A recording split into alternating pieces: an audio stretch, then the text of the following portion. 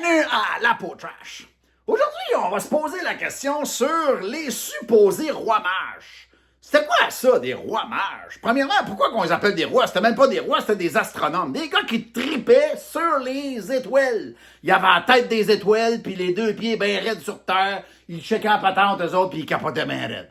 Mais là, eux autres, ils regardent l'affaire, puis ils se font comme « Hey, il y a de l'air à se passer un party en haut là. » C'est dans Constellation qu'eux autres ont associé au peuple juif. C'était, si je me trompe bien, c'est ça, me trompe pas, la constellation du poisson. Il y avait un genre de mouvement des planètes qui se passait à travers cette affaire-là. C'est ce qu'ils ont appelé, avec terme, l'étoile de David. Tu sais, l'affaire que tu mets au-dessus du sapin, là, ben, c'était pas une étoile, ça en était des étoiles. Une étoile, c'était pas l'affaire. Mais bon, toujours est-il que les gars, ils ont décidé de prendre le caravane, sacrer le camp, faire le tour du désert, rentrer à Jérusalem, aller voir le roi Hérode, lui demander qu'est-ce qui était pour se passer. Hey, ça, c'est toute une traite, un méchant voyage.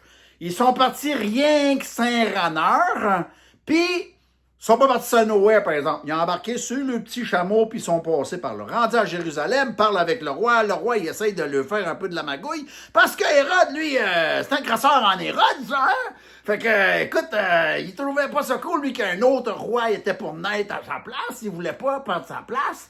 Fait que, il a essayé de trucider le gars, puis essayer de comprendre d'abord des mages, comment ça, puis c'est quoi qui arrivait, puis où est-ce que c'était pour arriver, puis essayer de crosser les gars. Mais bon, toujours est-il que c'est plutôt les gars qui l'ont crossé. Eux autres, ils ont dit, écoute, si on trouve le kid, on va te le dire.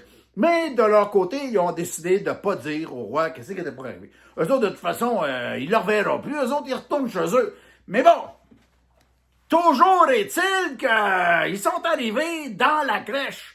Là où Jésus, sa mère, son père, puis des animaux étaient en train de réveillonner le réveillon de Noël. Hein? C'était la naissance du Christ. Et puis là, bon ben, Marie et Joseph sont sur une grosse bière, en train de se faire un petit party avec les ânes, les vaches, les cochons, parce que c'est tout ce qu'il y avait à l'époque. Les autres étaient déjà tous partis.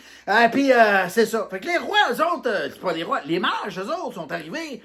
Puis, il avait préparé des cadeaux. Bon, selon la Bible, il a ramené de l'or, de la myrrhe, puis de l'encens.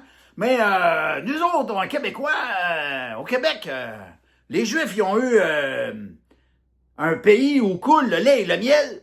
Les Québécois, nous autres, on a eu un pays où coule la bière et les chips. Fait que les rois mages, les mages, sont arrivés là-bas avec une grosse caisse à 24, une bûche de Noël bien québécoise avec une grosse hache puis bien de la neige dessus, et puis un beau chandail lettre de Noël. Tu sais, les chandails quétaines, là. Tu sais, bon, en tout cas, ça, c'est les cadeaux que les gars, ils ont fait. Imagine-les comme ça, tu sais, qu'ils ont fait des cadeaux. La raison d'amener des cadeaux, ça serait l'histoire d'une autre vidéo, mais je te poserai quand même cette question-là.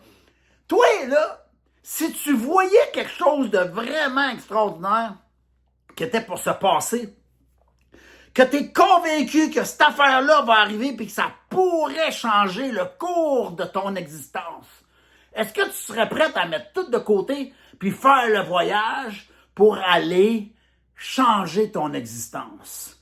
Ça, c'est l'histoire puis la question que te pose l'Apôtrash aujourd'hui. Puis, oublie pas ça, hein? À l'Apôtrash, tabarnak, c'est l'histoire de la Bible, ça!